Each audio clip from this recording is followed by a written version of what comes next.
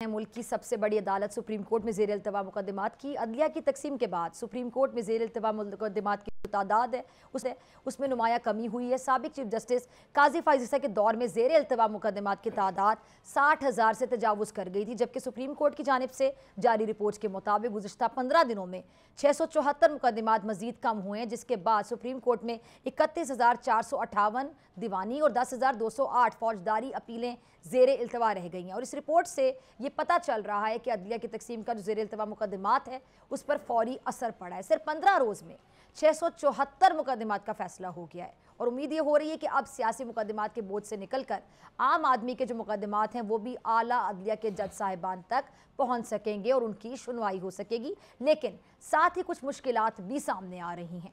KP की हुकूमत ने आईनी बेंच तश्कील ना दिए जाने का फैसला किया है। केपी के हुकूमत के वजीर कानून का यह कहना है कि आईनी बेंच तश्कील नहीं दे रहे हैं और आईनी बेंच तश्कील देने के मामले को मुस्तरद करते हैं। और इस हवाले से खबरें ये आ रही हैं कि केपी के हुकूमत ने जो आईनी बेंच है उसे अदालत में चैलेंज करने के लिए कानूनी पहलुओं का जायजा लेना भी शुरू कर दिया है। सब्सक्राइब करें और बेल दबाएं ताकि कोई खबर रह न जाए।